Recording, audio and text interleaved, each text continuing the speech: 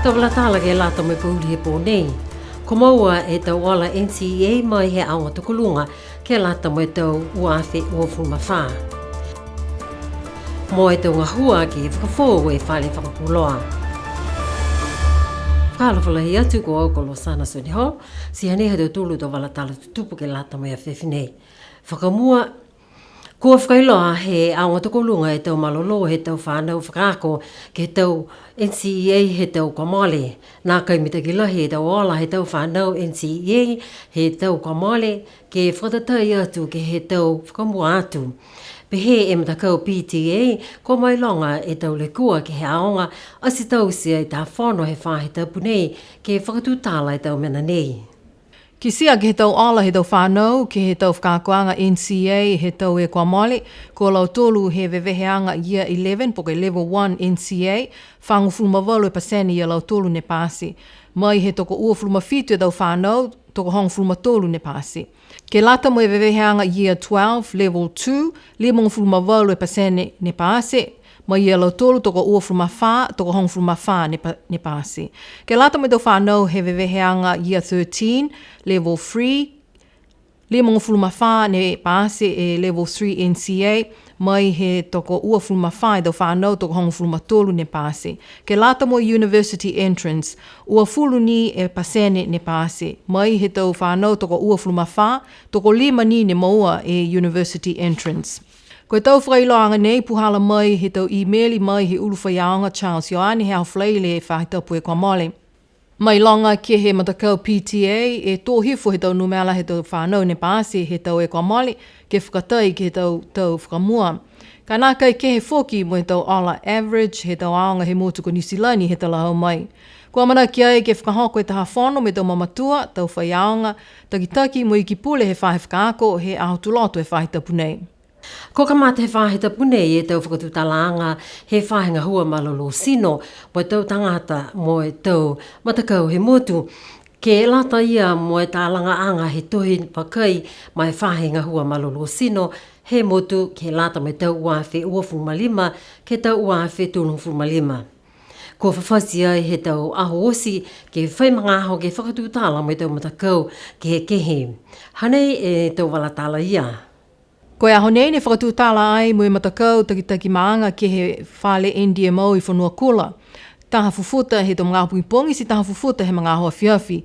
Ko e mga hoa whiawhi whoki, tō tau sei taha whanoanga ke lata mo i tō tangata ko manako ke whakakise manatu, tō whakahoko ke he whale ngā hua takitakai motu i whanua kula. Ko e pongi a pongi tō atua e lau tōlu ki whakatūtala mo e matakau i tō whiwhine ke he Mākini Hall, mo e matakau i tō pisinisi he mga ho a whiawhi. Ko e aho tu loto tō whakatūtala ai me tō matakau he tau lotu me tau ekalisia, sipihia mo e whalo tō matakau community groups. Whai whakatūtala anga whoki ko tau se ke lata me tō tangata ngā hua he whahinga hoa malolo seno, ko lau tōlu ni ngā hua whakamua, mo lau tōlu ni ngā hua ke mga ho nei. Pehe mai e takitaki e whahinga hoa malolo seno ko Minerva i ki mau, mahui ngā lahi ke longana e tō manatu e tō tangata ke tuhi wakai nei, ke takitaki anke tō whakaholoanga ngā hua e whahinga hoa malolo seno, ke lata e me tau uawhi uafulumalima, ke hoko atu ke tau uawhi tōlungfulumalima. Tali mai he kamata e tau kumikumi a ngā cool roof, ke he motu he tau kamale, ko tokolonga e tau whanau Niue, ne nonofo ke he motu ko Nisilani, ne o mai a lau tūlu ke he motu ke langomatai. Toko ua lau tūlu ko kei la he kau, si piha whoki mo Jordan Vili Bahama mo kalei, ne tutala ke BCN News he whahe tapu ka mali. I'm a third-year health science student at the... Ko ke ali he kau mai i a lofi, ko ia koe tahata mawhakako ke he aonga Pulutu University of Auckland. Talahau mai a ia la he whia hana ke langomatai, ke tau kumikumi anga nei. Pia whoke talahau mai e Jordan Vili Bahama mai he maanga ko tuapa. Whia lahi a ia he ngā hua mai cool roof. Hako mai ke whileweia mai tau tangata he motu. Mua atu ka watu ke he tau maanga mai tūtala ke he tau tangata. Pehe mai a laua nei, ka manako ke whakahoho e tau fuata Niue mai he tau mutu kehe, mi takilahi ke whakakise tau mena pehe nei, mai tau puhalanga hua he motu, ke mai ke alau tūlu ki o mai ke langamatai. Koe whakaholoanga cool roof nei, koe taha kumikumianga mahuinga he aonga Pulutu University of Auckland. Ko holomita ke do ngā hua ke whakafō e whale ngā hua whakapuloa BCN I whunua kula. Tali mai he mahina ko male, ne o maua ai e tau koloa mai he tau motu kehe, mai o mai ai whoki e tau tangata ngā hua mai he tau motu kehe ke kamata tā langa ai. Ko malikisi hake mai he taha miliona tālane whakailoa ai he ikipule he whakatufana Australia li lifu ko Pat Conroy he tau e kua male. Ko mana ki ai ke katoatoa I tonga hua ke mahina me he tau nei, li mai tau tali mai he mahina me he tau ua awhi ua fulu ne vela e tau poko he whale whakapuloa. Ko mga honei, ko ngā hua e matakau whakapuloa ki he poko he whahi ngā hua fuafuamatangi, ko he poko le tio, ko tātua ai ke he whale NDMO, a to mau e whale whakapuloa.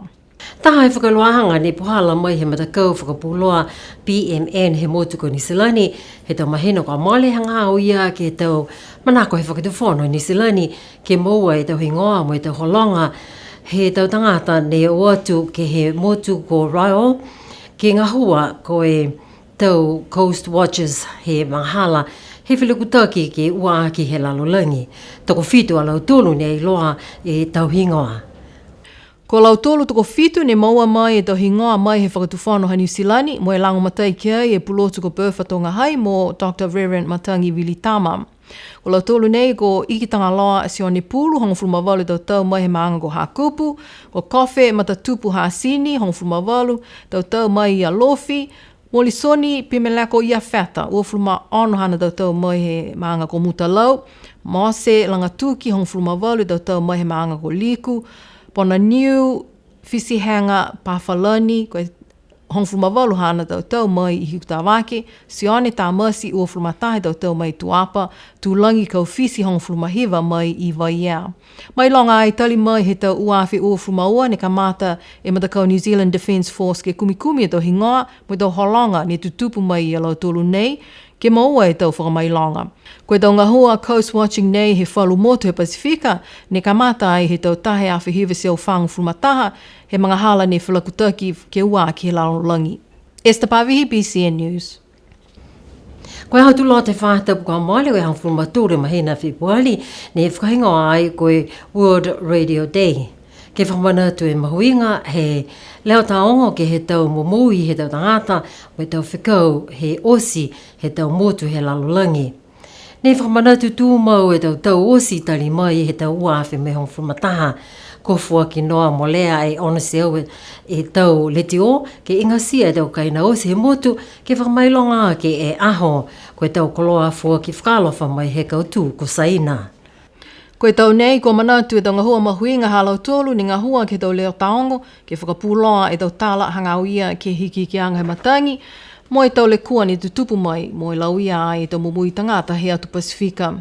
Koe ahoria foki ke whakauia atu ai ke alau tolu te tangata ngā hua ke tau pokole tio, ko lau tolu ne whawhangu hake e motu ke tau pungipongi ke lau taongo Niue Radio Sunshine, mo e whakawhiawhia foki ke he tau leo fulufuluala. Mo we atu foki e mahuinga he lau taongo, mo e tau le tio ke whakapuloa e tau hatakianga, mo e whakaako e tau tangata ke tau puhala ke leveki, mo e pui ke he tau mga hala tupu le kua. Hawhiawhia lahio ke langone e le tio, he tau pungipongi me tau hawhia. Tonga ni ki he tau hiki ki anga he matangi ko foke I ki pule, ko e hanga I ki pule ke palemia, ke wahia, sila eo ke he tau motu he Pasifika ni pai o ki ai, e mahuenga he tau koloa nei ke lata ia mo I loanga, he tau whakailoanga mo atu ke hiki ki anga he matangi mo I mawhisi ke hoko atu ke he tau lotu kaina. Ko whiwhilia I foki he whahe whakapuloa BCN ke fua ki e tau koloa le tio ke whakaingasia e tau kaina osi he motu he tau nei. Ko fua ki ai e tau koloa nei ke he tau hukui he tau matakau takitaki maanga he autu loto e whai taupu e kwa mali. Tau lotu whakau e ni, hako e halau tolu a langmatai lahi mai ki he atu tolu a motu. Ke fua ki mai tau koloa nei, mua atu ke lata maha tolu a tau mamotua. Hako e mana nakai mo a foka la tolu hagi te whailoanga ne whai uta whani ke tau telefoni he mahane. Spe e whakauelahi mai he hamatola maangpia ni foki mai tau tangata ke motu. Ke he ako mui ngā hua ke he leo taonga Niue, ko he ngā hua tau tolu mai tau tangata he motu kai mua atu ke tau tupuna ha tau tu. Ako lo tolu ko uhu ki ai e tuanga nei, pese ne longa tau teknolo he maha, tau TV, Koe loto ni matua ke he liti o. Kai whakau e ke a zaina, kua mai tau whakalofa, fua whakalofa nei, ke lata ia mo tau tūru, mo atu ki tau matua. Ko fia lahi alo tūru, hei mga hone ka maua mai tau liti o ia. A ko whita ni longone alo tūru, sipe he mai ke au. Mau tu whinga, koe a whi ka tuwhai tu liti o, no ka lewa te i loai mau tūru, whai liti o a saina ne ta mai.